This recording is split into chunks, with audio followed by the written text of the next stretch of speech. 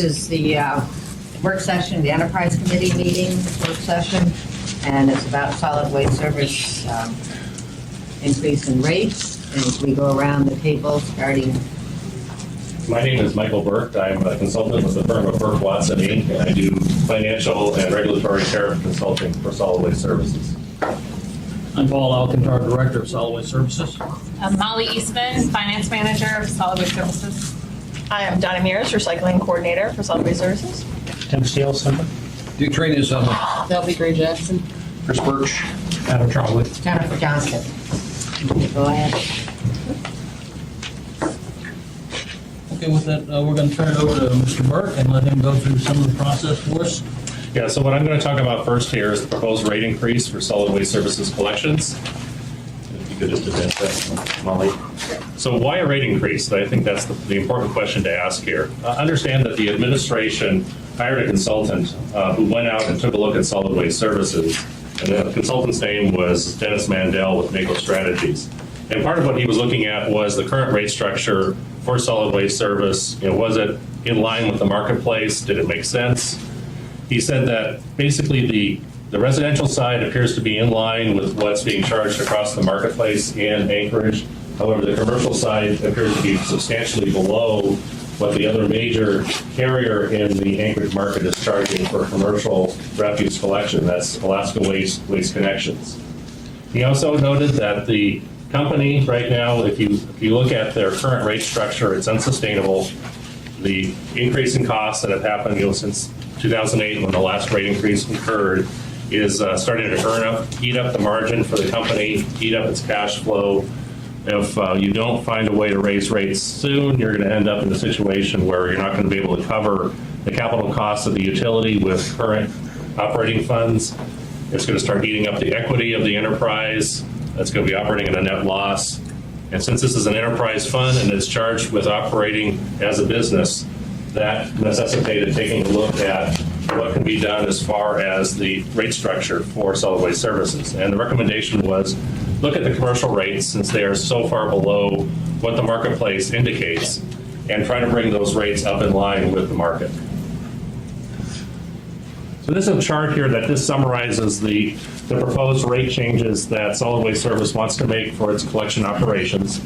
And the categories that we have listed here account for approximately 96% of the customer base for the collections division on the commercial side. And as you can see, this is what the current rate is right now, where we would propose to take the rate, and where it's comparable to the Waste Connections Alaska Waste rate that's being charged across the city. So the goal here was to try to bring those commercial rates up to a level that's in line with what Waste Connections is charging at or a little bit below their actual price. What that would do is generate approximately $2.25 million in additional revenue for collections, which will put the utility in a sustainable long-term financial position that will allow them to fund their capital construction, maintain a healthy margin, cover their operating costs, and so forth. I noted earlier, that there hasn't been a rate increase since 2008. But typically, commercial customers, see some sort of rate increase. Waste Connections does like a CPI adjustment every year, where they bring up their rates to at least cover the increase in the CPI for the last year. So it really is time now for us to take a look at collections and do something with the rate structure.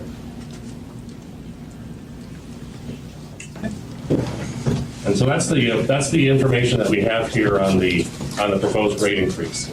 Is there any particular questions I can answer right now? Any questions on the rate increase? I think you can go. Continue. Okay. I've been there just a little over a year now, and I've started really diving into the operations altogether, collections and landfill operations. And we've looked at routing systems. We're currently in the process of revisiting our routing systems. We've just finished phase 4 of the automated system, and we've got one more phase which will be completed next year.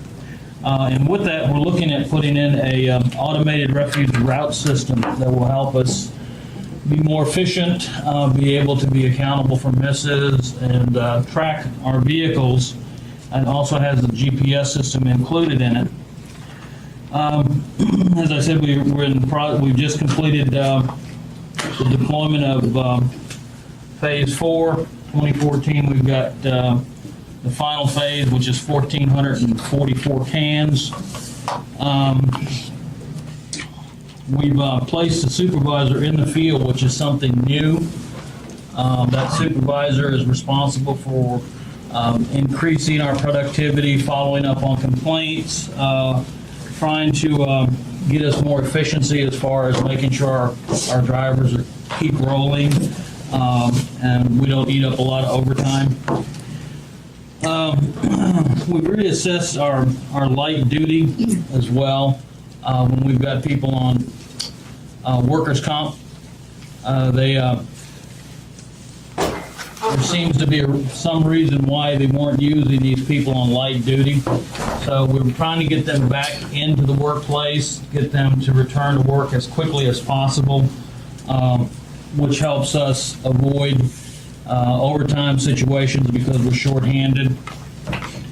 On our vehicles, we've gone from we've looked at the past system that was in place, and we've gone from a 5-year replacement schedule to a 7-year replacement schedule.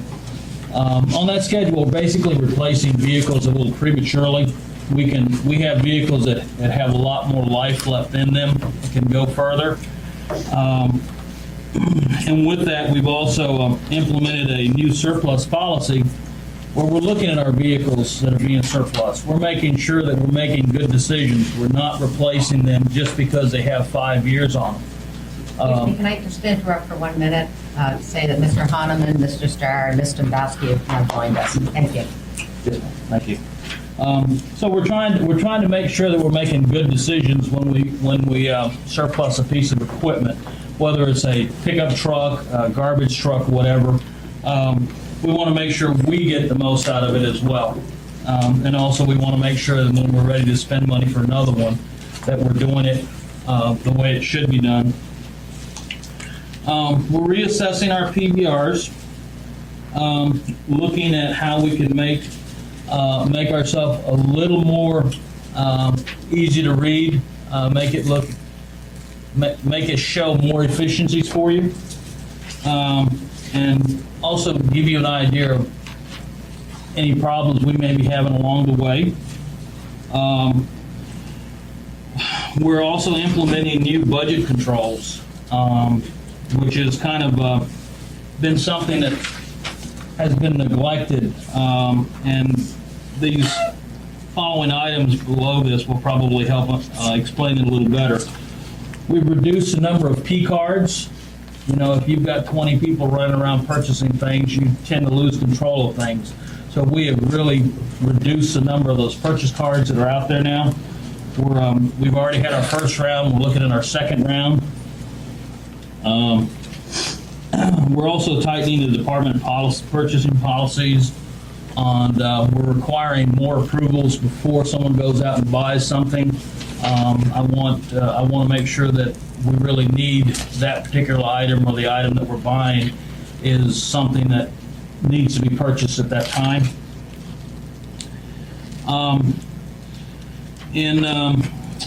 We have an estimated $225,000 savings that will be recognized in first quarter 2014 from some employee cuts, and combining some job duties. And that's basically because we've kind of evaluated our staffing needs and where we are, and that will certainly help with saving us some money and making us smarter business people. Do we have any questions? If we don't, I have a couple. Yes, ma'am.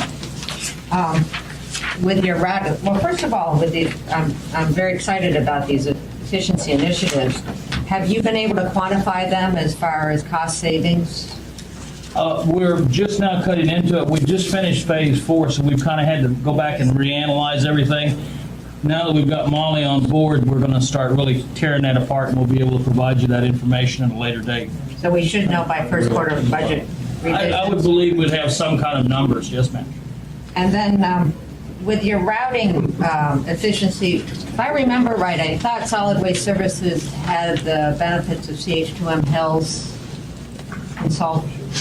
Were they? We actually looked at that program, and that's, you know, for $200,000, we can get a program that is designed specifically for solid waste that comes with a GPS system, and that's really where we need to be.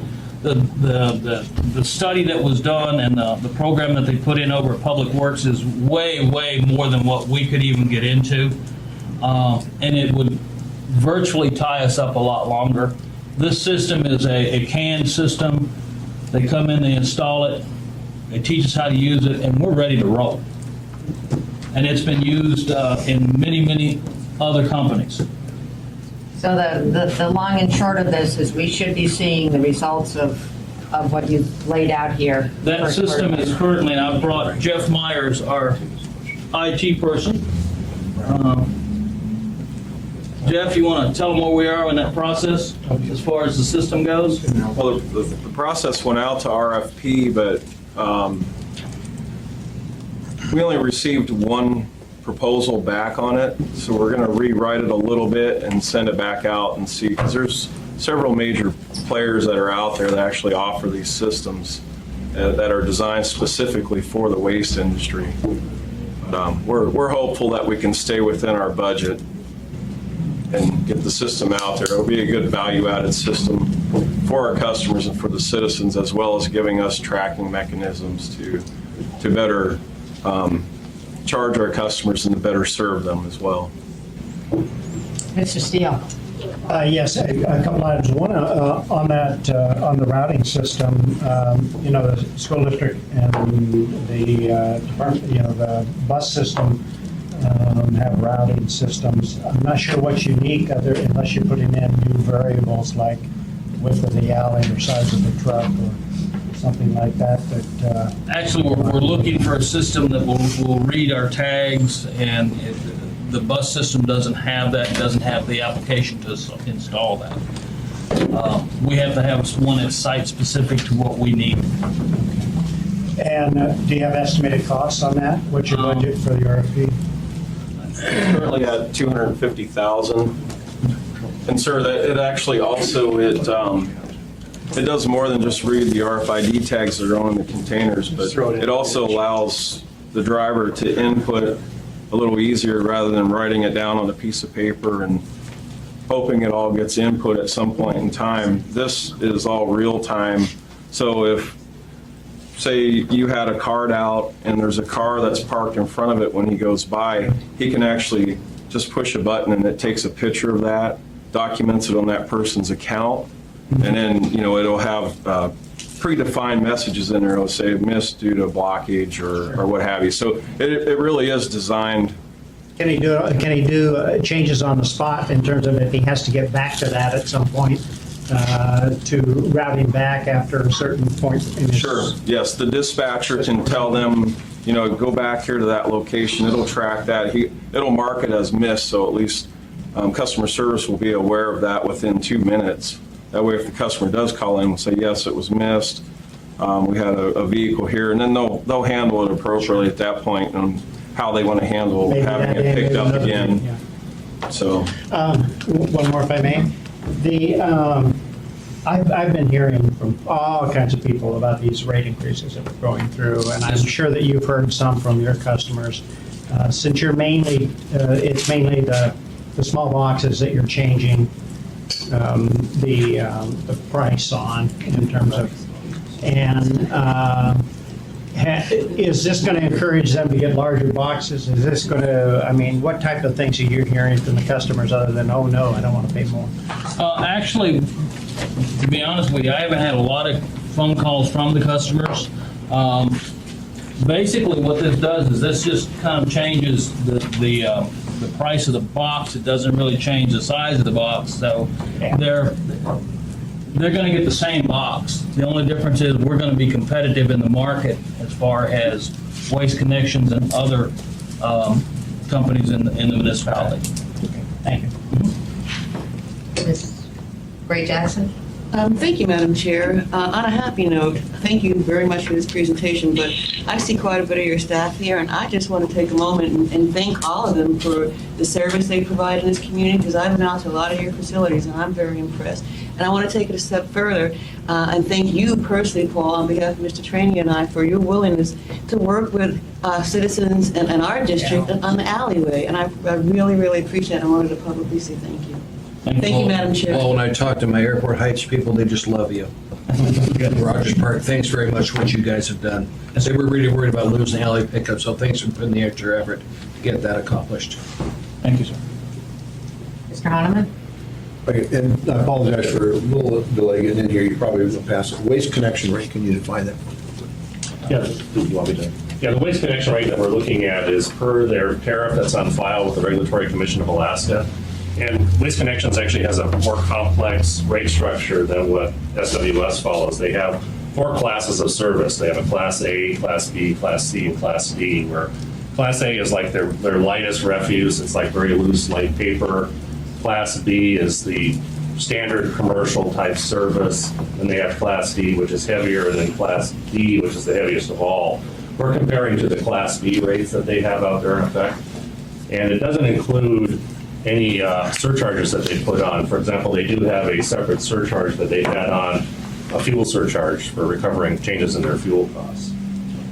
So they're not paying both the proposed rate and the waste connection rate, are they? No. These are just a comparison to show where we're proposing to take SWS rates are and how they compare to what Waste Connections charges for a similar service to go through the rest of the city. So they're still coming in roughly around the same or a little less. Correct. Yes, sir. Okay. And then the other part, of course, I echo what Ms. Jackson's training said, working with, we have some kind of overlapping areas in both. And my concern, and I'm going to go to the residential side for a moment, and that is, I have properties in both SWS and in the Alaska Waste. And when they're using the one-arm pickup, automated pickup, the other day we had that hellacious windstorm, and those containers were tipped over and they were going crazy. And I noticed that the guy on the truck was really good about stopping, even taking an extra few moments to kind of upright them if he could. Carts were shoved out in the middle of the street. He went up around it, and you were talking about cars blocking and perhaps delaying and things like that. I guess I'm concerned a little bit about, if you're going to take the time to fill out a card that says, hey, your lid is sticking up this far on your recycle bin, which we're not going to pick it up until you get it below where it completely closes. Why wouldn't you just pick it up and throw it in there? And I guess that was something that we could take offline, but it just, I'm hopeful that we can get the same kind of service in that regard from the SWS rather than, and I see some of the neighbors, I rarely use that big, large size, but there are some people that it does stick up quite a bit over, and they even put stuff on top of it, and they still just pick it up and dump it over there without even a note. But now SWS, I've noted that they have hung the tag and said, hey, it sticks up this much, and we're not going to pick it up. And so I'm hoping we can look at some of those in customer service reasonableness. We are looking at those type of items now as we begin to delve further into our efficiencies and things that we want to do to improve our service, as well as make sure that we're getting paid for the service we're delivering. Sure. We're looking at all those things right now, sir. Thank you. Mr. Starr? Well, I'm always a fiscal pessimist here, but I'm pretty underwhelmed, and I hate to use those words in a negative delight, but when I sat on this body and we went down the automated truck discussion and how we were going to remove personnel from the field, and now it's down to a single user group, I'm underwhelmed that we've reached the efficiencies that were sort of promised back then. And why is that? It would seem to me with the automated pickup, the stops per hour have gone up, and the number of personnel required to service a stop has gone down, and yet we're not seeing what we were sold, I think, in terms of the rate decrease. And now we're coming back and hitting them with this now.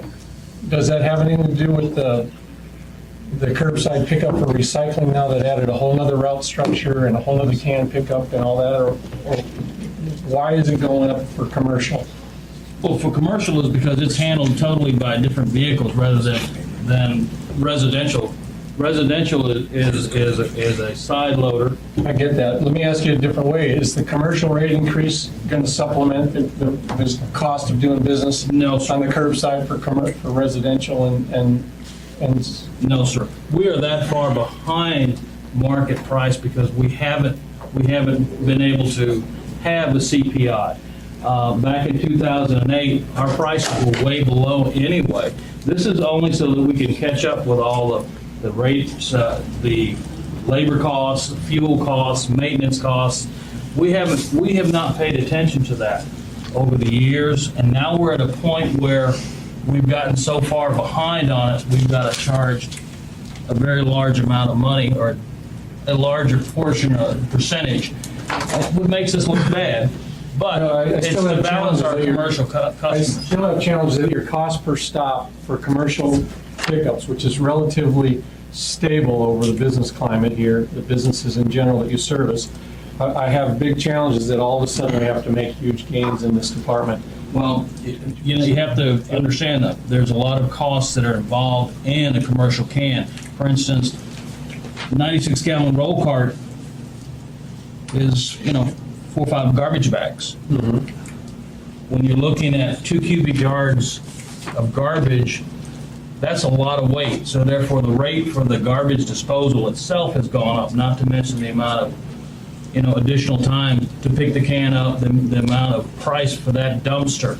So we have to incorporate all that. Our dumpsters haven't gone down, they've gone up. We've got to be able to Acquisition replace costs, them. you mean? Yes, sir. The acquisition costs. We don't have a program where the consumer can buy their can and you service it? We don't right now, sir, no. We actually, it makes it a little difficult for the consumer because then we have to assume liability for someone else's container when we're picking it up in the air. And if for some reason the container came apart and either hurt the driver or somebody there by the can, then we would have to take responsibility because we picked it up. So back to your consumer side, your residential, and we haven't seen enough gains and efficiencies in that aspect of solid waste services pickups to transfer revenues that would be gained over to this side, so we don't have to raise rates? We just basically got a rate increase last year, and that was just kind of catching us up to what it really cost us at this point. Well, it's been a tough week for the residents Yes, sir. and businesses. I understand, sir. ML&P, Solid Waste Services, AWU. This is tough. I understand. Any other questions? I had just one observation, kind of tying on to Mr. Starr's point with regards to rates. We are getting a lot of flack, or at least I am. I'm hearing from folks on the size of the rate increases. And I'm hoping that we get into a habit of looking at them more frequently and having realistic rates than a huge jump on all rates at one time. I mean, the customer that has all of these services is seeing some huge rates in the cost of their monthly costs. And so I wish we would start looking at them a little sooner. Not that I like rate increases, but we've got to cut a little slack here at some point. I just have a follow-up on Mr. Starr's questioning, and I know that it's indirectly involved as far as this rate increase, but with the automation, and I'm appreciating that we're now looking at automated runs, we're really looking at efficiencies, and I'm very pleased about that. But when it was first rolled out to the assembly, the sidearm trucks, 2 things were supposed to happen. One was our employers' compensation was supposed to go down, workman's comp, and secondly, our number of personnel. Do you have any report on either of those? As I said, we're looking at a $225,000 reduction in labor costs next year. That's part of the beginning of what you're going to start seeing. We have to really complete putting automated totally out into our areas, before we can really start looking at those, the dollars coming back to us, because we still have bag and can routes that are still going on. And what about workman's comp? Has that dropped at all, or?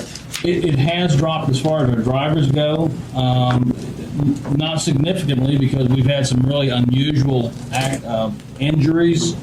But, you know, we're doing everything we can. We've implemented a stronger safety program, and we've got more enforcement. Now we've got someone in the field who's actually watching our drivers. So I'm hoping that will also help reduce our workers' comp costs, claims. Mr. Trombley? The $225,000 savings due to staffing evaluation and restructuring based on the average pay compensation level of municipal employees. My guess is that's what, two to three employees. Yes, sir. It's about 2 employees. And that doesn't include using the updated technology with the arm lift. You haven't realized those savings yet? Is that what you're telling? No, sir. So what exactly are you doing with 2 employees? We're just looking at restructured positions. We're kind of heavy in some areas. Is it administration? It's administration. It's not actually people out there picking up the garbage. I'd rather not say at this point, sir. Okay. Appreciate it. Mr. Starr? I'm always skeptical on how we package our savings, and I'll ask it to you: is it the 225 is actually a cost of doing business and a decrease, or instead of your cost going up, say $800,000, they're only going to go up $600,000? Is that? No, it's actually a decrease, sir. So what you're saying is you have an operational decrease of $225,000 in a forecast, and we still have to raise rates. Well, what else is driving the cost? You know, fuel, everything else. You know, we have to keep up with costs, sir. And as I said earlier, we haven't had a rate increase since 2008. And, you know, when we're competing against someone like Waste Connections, who gets 1.5, 2% every year without a problem, their rates were already way above ours in 2008. I don't see Ms. Mahoney, but did Solid Waste Services kick back a dividend to the municipality last year? I'm not aware of that. That does. No, They did not. they didn't. But the year before and the year before that. So I guess my point on that is if, well, and I'm glad you're here, let's put it to you that way. I'll try to leave with optimism that, you know, maybe it's time that somebody's finally looking at the cost of that. And, you know, we can't be writing rubber checks for our payroll and our fuel and all the other stuff. And so if we're not bringing enough in, that's a deal. But you got to understand where I come. I walk in here late and we're going to raise rates to our kids. You know what that's going to do to my emails and my phones? It's to try to justify it. And I still haven't heard anything that says this is why, other than we've been asleep at the switch for 5 years on the need to control our costs. I understand, sir. But it's more than that. We've had work session after work session after work session that talks about the recycling program, the automated cans, the single lift machines. They're all sold with a bill of goods saying, hey, it's going to go down. And now you're telling me you're going to reduce 2 people out of your workforce out of automated equipment?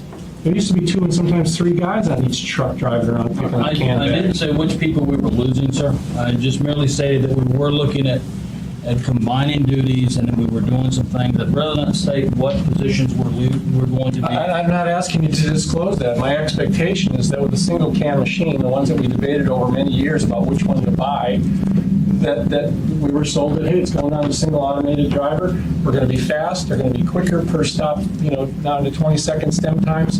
And come on, we got to have something. And I understand your concern, sir. I've been here a year. I'm working on it. I can't make miracles happen overnight, but if you give us a little time, we are working in that direction, sir. There's no middle ground to this rate increase. You've got to have it all to make your bills smile. We've had several different consultants look at it. Our consultant and your consultant. Does your budget proposed include these already? Yes, sir. That's all. Thanks. Mr. Trombley? One other question. What is your proposed rate increases going out into the future? I'm sorry? What's your proposed rate increases out into the future? 4% in 15, 5, 16, 17, 18? Yeah, I mean, I think at this point in time, you know, this is really the big adjustment. In the future, I think adjustments, if they are going to be implemented, would be limited to some sort of adjustment on CPI, if necessary, if we're not able to achieve enough cost efficiencies to offset any increases in costs that just go up over time, things like fuel that we don't have much control over. Is your CPI increase based on a 3-5-year rolling average, or is it actual that 2013 CPI increase is 4.56%? So that's what we're going to go for our rate increase. Yeah, we'd always look at whatever the CPI increase in costs were from the previous year, try to target based on that. Why would you do that when a lot of our contracts, and I know the biggest cost of doing business is labor, and when we pass contracts, we usually say sometimes increases are based on, or at least if the tax cap is 3-year rolling average, sometimes we do that. Why would you automatically assume that current year, if that's not how we do things elsewhere in government? Yeah, I wouldn't say that's an automatic assumption. I know that if you look out across the market, if you look at, for example, what Waste Connections typically does, that's how they approach it. Whatever the CPI adjustment is in the past year, that's what they're going to apply as an across-the-board increase. I think our approach, and Paul certainly could say this, is we would look at the costs and efficiencies that we can try to achieve. Do we really need a rate increase, or can we achieve enough efficiencies that we can get by without doing anything? If it looks like costs have gone up, regardless of whatever else we've been able to do at least the rate of the CPI, then we look at that as an adjustment. Mr. Honorman, and then we only have a half hour for MLMP, so we're already over this half hour. I can hold. I think there's some concerns on, obviously, a big jump, and I think Mr. Starks addressed it. Thank you. And you can always stop sending out the A to Z and just do a postcard. Thank you very much. Thank you, ma'am.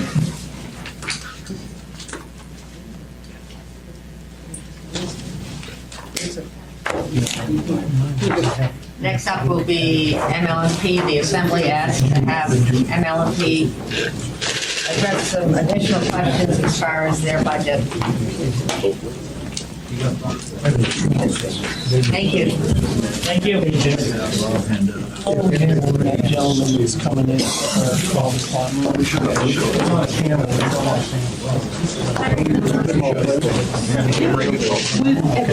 Because I imagine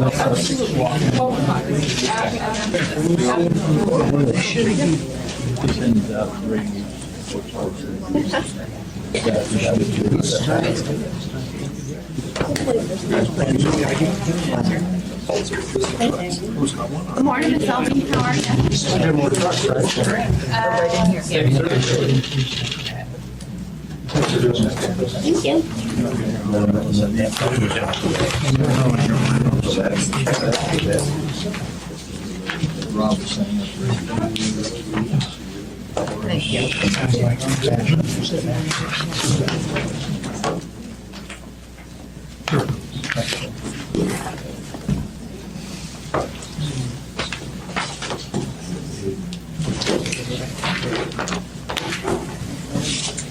Okay, let's get started. Or actually, are you ready? I shouldn't say. Would you all like copies of this also, if you want to take notes? We have copies of this presentation we're going to go over. Sure. We can hand those out too. What Rob is handing out right now are the most recent rating agencies we've gotten in the last several months from Fitch Rating Agency and S&P Rating Agency. They kept our rating at A+ and said we're stable, which is very good because quite a bit now people are getting downgraded.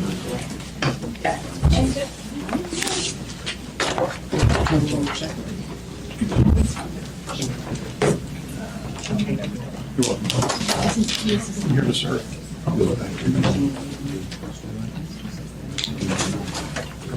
Yes.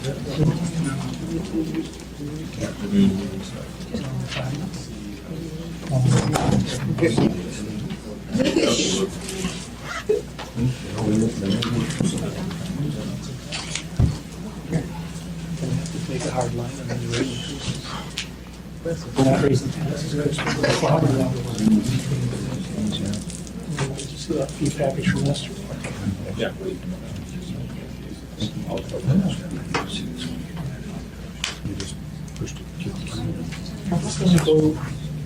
We dropped 2 or 3 people off the truck, and we still have 225 employees. Efficiency.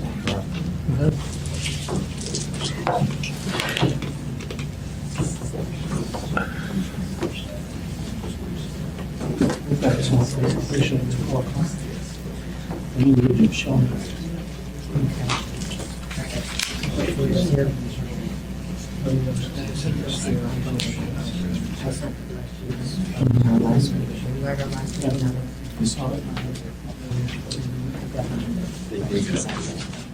That's why I want the $5 million cost overrun. That was yesterday. Leave that off the table then. Sure.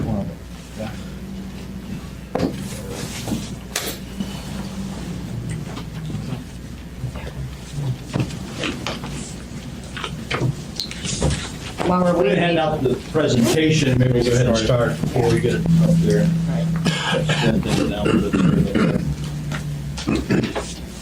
and let's just go around the table, starting with you, Mr. Posey. Rick Miller, and I'm the CFO. Eugene Oriental, All home assembly? Jim Stanton.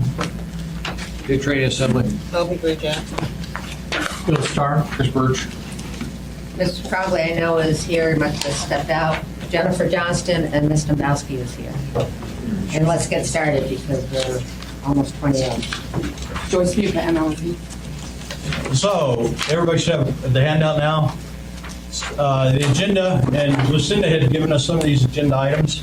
Plant 2A SSA change order, the Plant 2A spend plan, the SVP operating expenses and associated revenues, sales for resale breakdown, then we're going to look a little bit at the 2013 operating results, and then the 14 proposed budget operating and capital.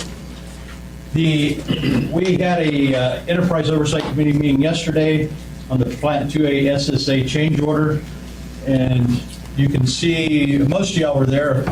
About 3 of you were not there. The slide, though, has the major items of that. I apologize that we didn't bring this to the assembly earlier. You either stop the work, bring a change order. If we didn't know the amount or the range, at least come to you with an AIM. But it was important to, get this work completed so that the EPC contractor could start work in the springtime.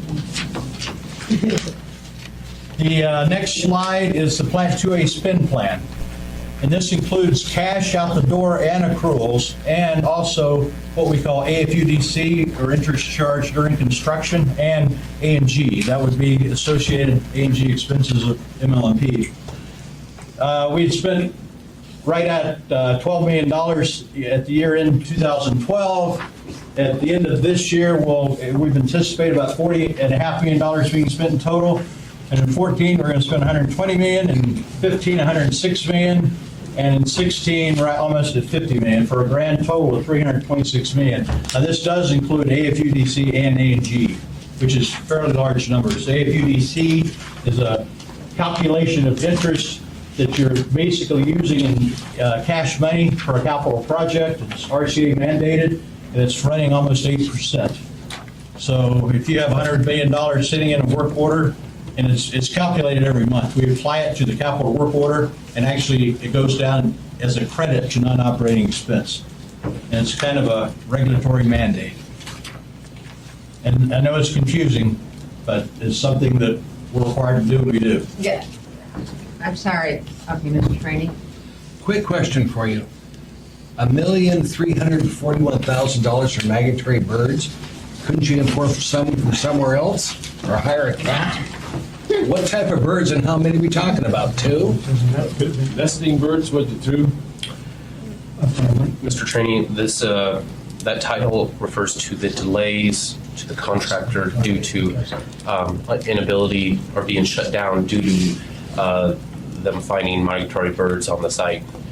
Okay, how many are we talking about? 1 or 2 or what? Airport on the north end of the north-south. I don't have the exact number. I think they found a few birds. So at some time, just ask the contractor. I want to know the type of birds they found, okay? And how many. Thank you, Madam Chair. And as far as that 8% calculation, I mean, our interest, this is the cost of money. It's not the full cost. It's No, the calculation is almost a page long. That's how, it's not an easy calculation. I do have it in all these papers I brought with me. I have to dig it out, but I could show it to you after this meeting. Thank you. Yeah. And it varies every year. We recalculate it. But that's what's been running over the last couple of years. Okay, thank you. And normally in a budget cycle, when we're not building power plants and our capital budget's $20 to $30 million, the AFUDC might be $500,000 to $600,000. The last year was $8 million because of SPP. And it does add to the bottom line, increases net income. It's a reduction of expenses down to the non-operating expense line item. It goes into the cost of that project though, which goes into rate base, and we do get a return on that rate base out in the future. Okay. Then looking at SVP operating expenses. SVP went live at midnight on January 31 or the first day of February, which wasn't very good timing for us at least. But that was a GGAS decision. They're not going to bring up the plant before it's ready to go live. So far through September, February through September, operating and maintenance expenses are right at $2.4 million. Depreciation is 2.6, total of $5 million. If you annualize that, it's about $7.5 million a year. The one thing too is, and we're not paying it this year because the plant wasn't up at the end of the year, but the MUSA that we'll be paying in 2014 is another $1.8 million, which is probably more than GGAS pays in total property tax because they're a co-op. Co-ops pay very little in property tax, but our increase in MUSA going to the general government is $1.8 million due to the over $100 million investment that we've had in SPP. There are fuel savings of roughly 1.2 to 1.5 BCFs of fuel. And at the gas transfer price and the price of gas, our internal price of gas from the Blue River gas unit is $2.25 per MCF. That's about as low as it's ever been. It would show gas savings of $2.8 to $3.4 million. And this year, the blend of gas being burned at SPP is about 90% VRU, about 10% purchased gas. So if you add in purchased gas, those savings in gas, of course, would go up some. Are there any other? I have a question about this. Overall with ML&P, what is our percentage of purchased gas versus blue gas? It's probably about that same blend, yes, because I talked to the guys in dispatch this morning, and they said it's all going into pretty much the same pipe, so and actually, it might be a little bit less than 10% of purchased gas. Yeah. We can get you that, and actually, we'll be next, not the next meeting, but the second meeting in November, we'll also be providing that third quarter gas purchase report for you that will show. But we can put that in that report. I think that's in that report. That quarterly report. Operationally, is there, can you select where your purchased gas goes and where your beluga gas goes, or is it all one feed? It's all one feed. You can do some allocations, Ms. Johnson, but basically we buy purchased gas in order to be prepared to sell and price the electricity going up to Fairbanks when we have sales for resale. And but also having that spare gas allows us, if something shuts down in our system and we have to burn more gas immediately, having a supplemental contract has always been helpful so that we could go from burning 22 to 23 million a day up to 30 million a day. And having 3 million a day purchased gives us a little bit more flexibility in managing our gas use and where the gas goes. Yeah. Thank you. The next... Oh, Mr. Starr. Well, you can wait. I'm not sure where you're headed next. Well, we're headed into sales to resell. And let me make this clear. We have, over quite a bit of time, sold. So when we call sales for resale, this is selling electricity or electrons to other utilities, primarily up north of Golden Valley. We've sold it a little bit to GGAS over the time. We've also, when we built the BRU in 1996, the RCA, once they finally approved it, and it took 6 or 7 years to get the final orders out on the accounting and the rate making of that, they said one of the things was all the contracts in place have to be honored. we bought Shell's interest. Shell had interest to contracts to sell gas to Chugach and Instar. We had to honor those contracts.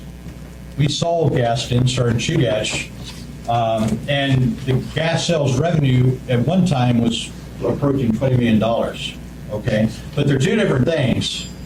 And to go on a little bit further, in 2007, the RCA order also dictated how we price our internal cost of gas that goes into the quarterly COPA rate, which is the cost of fuel.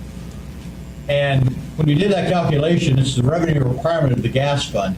It was showing, because the gas prices had risen so much in the 2005 through 2007 era, that we were going to have a negative internal price of gas. Customers would have liked it because rates would have gone way down. But as soon as those contracts expired in a few years, we were going to have rate shock. The rates would have gone way up. We petitioned the RCA to pull out the natural gas sales revenue out of the revenue requirement and actually put it into a deferred liability account and a restricted investment account to only be used for VRU construction, doing new wells, or for future natural gas purchases. And when you use that money to buy gas, there's no cost to the customer. It's using that money that's restricted money. So in 2007, and I was a little bit concerned, wait a second, last year I had $19 million of gas sales revenue is going away. Am I going to lose revenue? Is it going to reduce the net income? No, because it basically flows through the gas transfer price into COPA, and it's in the revenues for residential and commercial customers, and it was a net wash.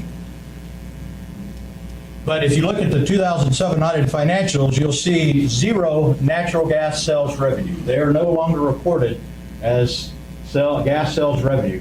And we still do sell some natural gas. In 11, it was about $5 million.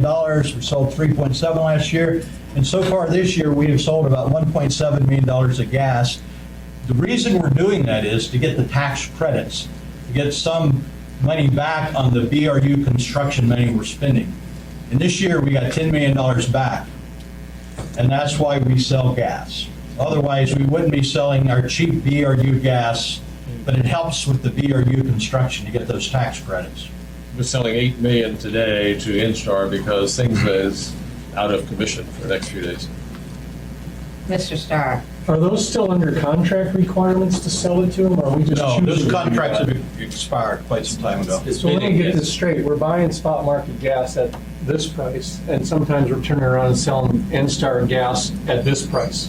Some price there. Now, what business model does that make sense under? Makes sense when you can sell gas at above your spot market price, and if that's what's being bid by other folks. Our 10 to 12 to $15 million tax credit is worth a lot, and if you don't make sales, some sales, but not your own 100% use, then you're not qualified to receive tax credits, and the tax credit is 40% times the drilling cost of drilling a well, and 20% times the intangible. Who recognizes that drill cost, though? Doesn't the driller, the Mustang rigs or whatever you call them out there, don't they recognize that savings? It's on our books. It's on our books. If a well is drilled out there for $15 or $30 million, ML&P pays $5 million or $10 million toward that.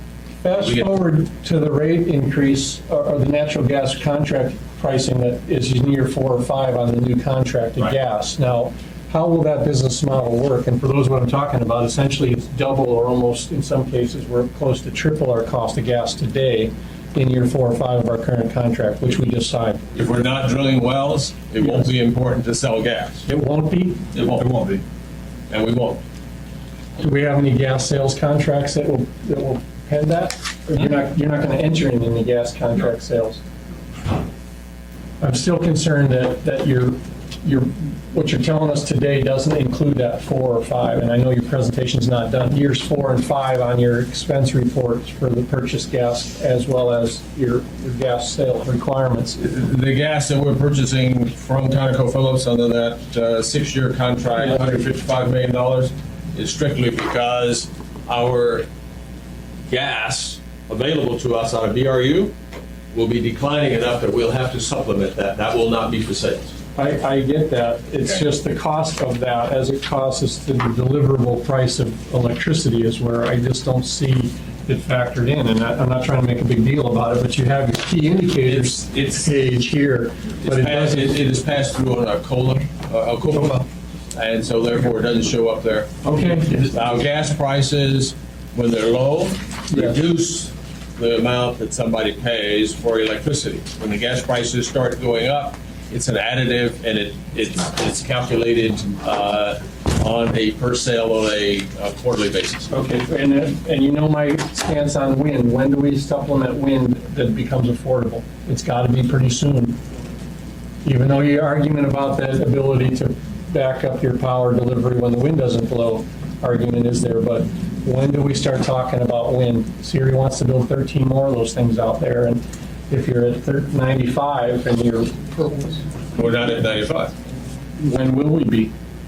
Way out into the future when these new gas prices come in. Yeah, but that's years 3 and 4 from now. Why not That's lock not in? the average price that we'll still be paying. We will still be at $2 and $3 and $4 gas. I'll remember this work session today, Mr. Posey, because if that's really true... We do a rolling cost of what it costs us to do electricity through the fossil fuels, because remember, Mr. Starr, every time you buy non-firm power, you have to back it up by burning gas. I heard that argument. I said, absent of that discussion, I'm worried about when we look at those gas purchase contract prices in years 4 and 5, it's expensive. And it will cost even more to back it up at that time. Mr. Never Trombley? mind. Thank you. I know that you guys at times sell to other utilities, you sell power. You bet. And that's what this slide is about. Now, I wanted to kind of, there's some important things in here I wanted to get across. Why don't you get in there, and then I'll ask my question. Okay. One last thing, that regulatory restricted asset, it's $80 million right now. Only VRU construction, new wells, or buy gas. And when we buy that gas, it's zero cost to the customer. So we don't want to do it all at one time because the current customers will get the benefit of that. With spending money at the VRU from wells, then we've got that kind of money to buy natural gas out in the future. But the importance of this slide, and it's a lot of numbers, a lot of information, but I'm going to hone in more on 2012 actuals. And the top line is how many megawatt hours we sold, the price of the megawatt hour, the sales revenue, $16.4 million, the cost of the fuel, $8.5 million, the O&M, that is the only piece of this we get to keep. It's $2.26 per megawatt hour. And that is another thing that the RCA has to approve. We can change that rate. We think it's actually a pretty good rate if the equipment's already running. And then in 2012, it totals down to the variable cost of $8.9 million. The margins on those $16.4 million, $7.5 million, that margin or net profit on those sales went all back to the customer through the COPA. We don't get to keep any of that. We only get to keep basically the O&M, the $380,000 on $16.4 million. So it has very little effect on the bottom line or net income. And the sales have been down, and I know that's a concern. Look at the price. We've dropped our price to average $63 a megawatt hour. And we've only sold 3.5. It's a competitive market. We cannot force Golden Valley or somebody else to buy this power. They've been buying some of it from Homer Electric. And I believe they've been paying a higher price from Chugach Electric, and I'm not sure why. I made a call to their chief financial person, who I know used to be the finance director for Fairbanks. And earlier in the year, he said, if your price is lower, we'll buy from you. He couldn't really answer my question yesterday and said he'd get back to me, but I'm curious about that. And then we don't have JBear, or the market in JBear we had. The sales to Fort Rich have gone down probably almost 50% because of the trash to gas project from solid waste. The revenues are only down about 44%. But yes, that methane gas is going into the Doyon turbines and producing power, and it's reduced our sales. They have not reduced their demand charges though. But I wanted to make it clear The cells are important. We're making them usually at night when the turbines are being ramped down. If we start a unit for Golden Valley or somebody else, we charge them more for that. But we don't get to keep much of those cells. HEA is selling to Golden Valley now at $48. So basically, we can't sell at that price. And as we told one of the bond rating agencies, we don't give it away. It's a competitive environment. We don't price it so low just to give it away. Yes, Mr. Just had a quick, and you can take it offline because I know we're limited in time. I'm looking at these margins and some of the math that doesn't seem to make right. Like, for instance, the cost was 1.3, but the margins saved back to the customers 2.1. And yet, in some of these cases, it's like a fourth or a third. The margin is totally, if you look up at the top line, the MWH, megawatt hours sold, if you take that number times $2.26, you should come to that margin. Unless we started up a machine, and then it might be a little higher. But that's the math. It doesn't really matter about the cost. It's really the $2.26 a megawatt hour, and you multiply that times the megawatt hour sold. That's what that margin number represents. And it's approved again, that rate's approved by the RCA. Mr. Trombley? As you sell power to other utilities, you're also supplementing your gas purchases with contract gas, not from VRU. Do you make a calculation that says, I'm purchasing gas on contract, which is going to be higher than the VRU rate, and then I'm turning around and I'm selling power to another utility? Is that sometimes a net loss? No. You always make sure that your rate that you're selling. We price the electricity at the level of the gas that we're buying to supplement what we have. And so the gas that we're buying from Hillcore is being used as a pricing mechanism of the lowest price that we will sell power to Golden Valley. Okay, and then one other question. I know you haven't got to this, and I don't think we'll have time to get to the actual 2014 budget, but I do want to ask, everything that you said that revenues are down, your sales are down, Fort Ridge, because of the gas, that's the methane gas. How are you projecting your revenues to be up $18 million over last year? If what we're hearing is that your revenues aren't nearly as high. Well, the rate increase that we just filed in So September. it's solely rate increase, it's not actually usage or sales? It's the rate increase more than anything. Our growth in the local, what we call our native load customers, residential and commercial, it's about 0.5% a year. Okay. And more people have become energy efficient too. Okay. And why is it that you're proposing, based on why did you propose such a large rate increase to give you a revenue of additional $18 million a year when your expenses are only going to go up roughly $4 million? That's a good question. It's almost all SPP. And in that rate increase, it's going to add, and if we put it into late in October, about the 25th of October, once we get the order from the RCA, it adds another $1.5 million of revenue. And most of that is the SPP, that large investment. And you're seeing what the expenses are running. But we get to recover our allowable expenses and get a return on that investment. And that investment was almost $120 million investment. So we get 8.5% times $400 and some million, and that's what makes your requirement, because we are a rate-based rate of return utility, just like investor-owned utilities, because we own a gas fund. It keeps us financially healthy, and actually the rating agencies, they were happy to see our plans of building a new plant 2A. They've been wondering, it's been our plans for 3 or 4 years, you're finally getting to it, that's good. They also like seeing the rate increases out in the future. It keeps us financially healthy and strong. And the city benefits in the dividends and the first receipts tax we pay, because we pay both right now. So your proposed increase, so we're looking at roughly, we go out to 2018, you're looking at your revenues increasing $90 million in 6 years, all based on rates? Yes.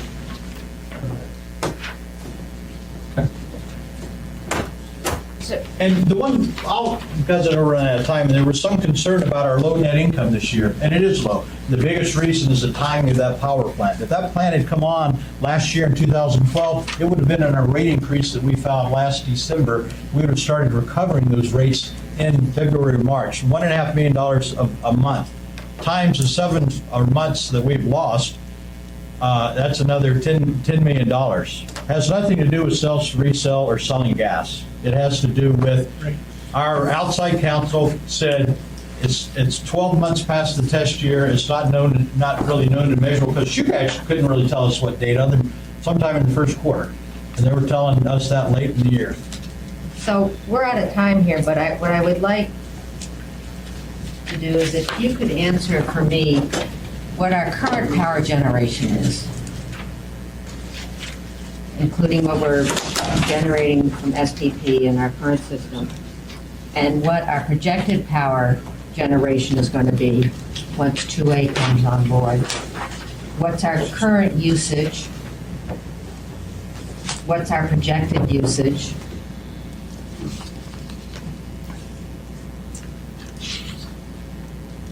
And what's our projected net sales or availability for sales?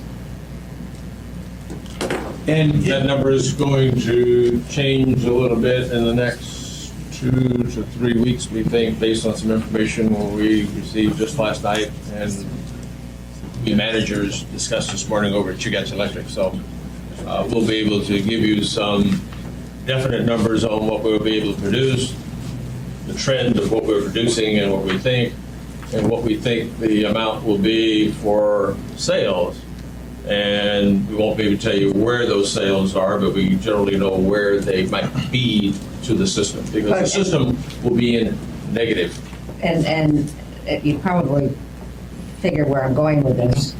As our consumption drops, and you're in a defined area of consumption, and as our production should be increasing with efficiency, I just want to see that picture. I want to understand it. We'll be able to do that.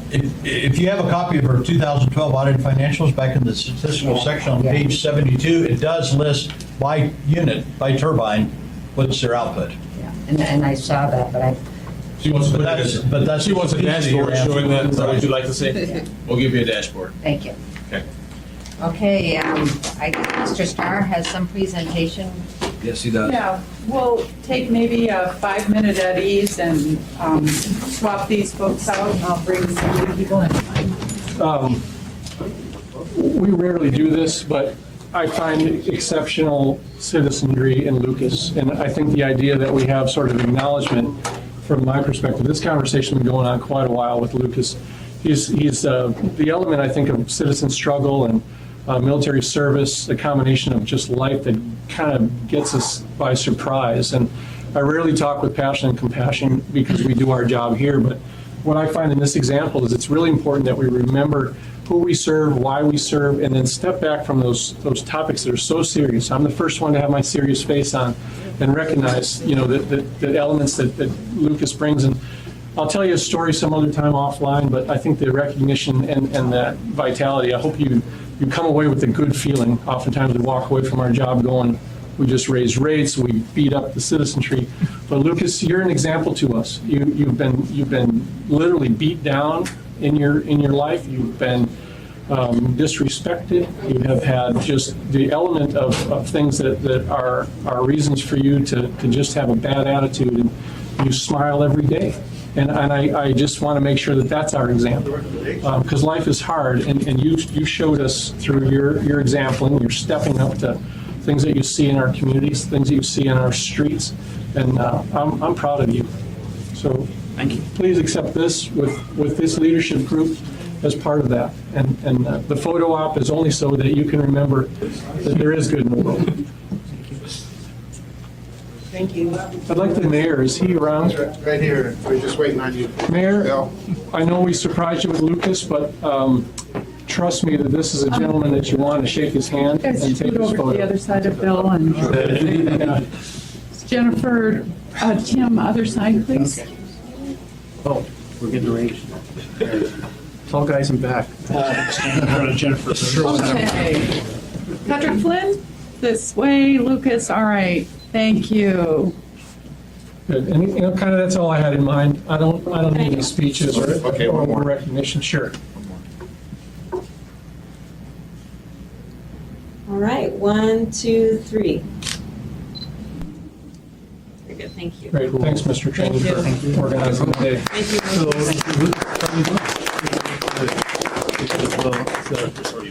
you. Bill, thank you for You bet. arranging And this. Lucas, you're a fine citizen. Thank you. Lucas, thank you so much. Dick Trainee, I was in the military for 39 years, military and civil service. Yeah. Thanks. What a story. Here. Thank you for coming.